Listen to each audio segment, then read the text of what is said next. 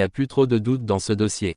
Dani Olmo va bien devenir nouveau joueur du FC Barcelone, revenant ainsi dans son club formateur.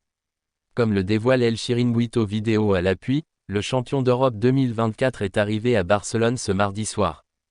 Pour rappel, le joueur va queuter un peu plus de 60 millions d'euros bonus inclus, et devenir la deuxième recrue de l'écurie catalane cet été après Pau Victor. Il va signer un contrat de 6 ans avec les Blaugrana.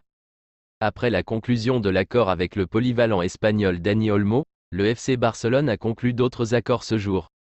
Le FC Barcelone a connu une journée particulièrement agitée.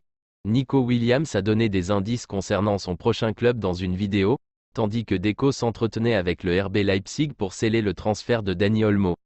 Pendant que l'on attend la confirmation de ce nouvel accord, le FC Barcelone ne reste pas inactif et a déjà conclu des accords avec deux jeunes espoirs. Antonio Martin et Jean Molina. Mundo Deportivo rapporte que le FC Barcelone a annoncé que les contrats de Jean Molina, 19 ans, milieu de terrain, et d'Antonio Martin, 19 ans, avant-centre, ont été prolongés d'une année supplémentaire, les liant au club jusqu'en 2025. Il convient de noter que Jean Molina a intégré l'équipe du Barça en été 2015, après avoir quitté Nastic Manresa, tandis qu'Antonio Martin a rejoint les rangs des jeunes du club catalan au cours de la saison 2018 à 19, en provenance du centre de formation de Malaga. Le FC Barcelone continue de préparer l'avenir. Nico Williams avec la Rora à l'Euro. Il l'a confirmé dans une vidéo publiée sur les réseaux sociaux du club basque, Nico Williams va rester à l'Athletic cette saison. L'ailier champion d'Europe 2024 avec la Rora ne quittera pas Bilbao, malgré un intérêt très prononcé du FC Barcelone ainsi que celui du Paris Saint-Germain.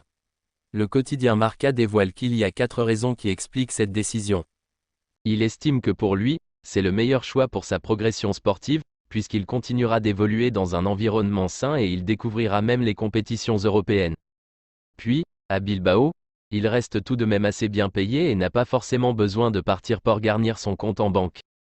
Il se sent aussi très identifié avec son club formateur, avec la région, et est très proche de son frère et coéquipier Iñaki. Enfin, dernière raison, son agent n'a pas fait le forcing pour le faire partir, et ce alors qu'il aurait pu empocher une sacrée commission, comme c'est souvent le cas. Il a respecté la décision au joueur et n'a pas essayé de le convaincre de partir. Le cas Vitor Roque n'est toujours pas résolu mais le joueur aurait donné sa priorité à une écurie en cas de départ. Arrivé à l'hiver dernier, le Brésilien ne convainc pas et la séparation entre lui et le Barça est désormais inévitable comme le rapporte Sport. Le club Blaugrana assume l'erreur de son recrutement et lui cherche désormais une porte de sortie où il ne serait pas trop perdant dans l'opération après avoir investi 30 millions sur le Brésilien. Roque a donné sa préférence pour un transfert vers un nouveau club. La Lazio est privilégié. L'attaquant brésilien de 19 ans a donné sa préférence à la Lazio qui propose 20 millions pour lui, 10 millions de moins que ce que le Barça l'a acheté. Il est clair que Roque ne sera pas inscrit sur la feuille de route de l'équipe pour cette saison. Il n'a pas fait ses preuves lors de la tournée aux États-Unis et Flick ne compte pas sur lui. L'Arabie Saoudite est bien venue frapper à la porte avec Al Hilal, qui propose 40 millions mais le joueur veut rester en Europe. Un retour au Brésil est exclu des possibilités. À noter que le Betis et Valence se sont intéressés et Porto est toujours dans la course. Le Barça aimerait s'en débarrasser au plus vite et à bon prix avant qu'un éventuel prêt ne floppe et qu'il perde encore de la valeur sur le marché, auquel cas le Barça aurait perdu beaucoup dans cette histoire. Le Barça se serait entendu avec ses sponsors pour compenser le retrait du fonds d'investissement libéraux. Ils auraient accepté de mettre la main à la poche pour renflouer ses caisses de 100 millions d'euros. Le fonds d'investissement libéraux n'a pas tenu son engagement concernant les 10% des parts de Barça Studio qu'il souhaitait retirer. Le préjudice serait de l'ordre de 100 millions d'euros pour le club catalan, qui a trouvé une solution pour le compenser. Selon les informations fournies par Sport, un sponsor parmi Nike, Spotify et Aramark va aligner dans un premier temps 40 millions d'euros.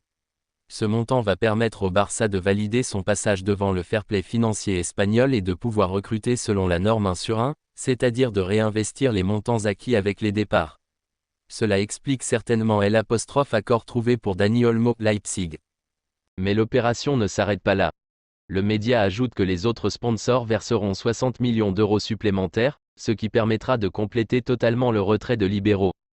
Le FC Barcelone se sépare d'un indésirable avec le départ d'Oriol Romeu. Titulaire en début de saison, l'ancien de Southampton était apparu à 37 rencontres avec les Blaugrana, mais il n'a pas réussi à s'imposer pleinement au cours de la saison et a rapidement été contraint de se contenter de petits bouts de match. Placé parmi les indésirables pour améliorer la situation financière du club, le milieu de terrain va retourner à Gérone, qu'il avait quitté en 2023 pour rejoindre le Barça. Oriol Romeu portera à nouveau le maillot rouge et blanc. Le milieu de terrain d'Uldecona arrive à Montilivi en prêt, après une saison au FC Barcelone. Le pivot, qui s'entraînera demain avec l'équipe, retourne à Gérone, avec laquelle il a joué 34 matchs lors de la saison 2022 à 2023.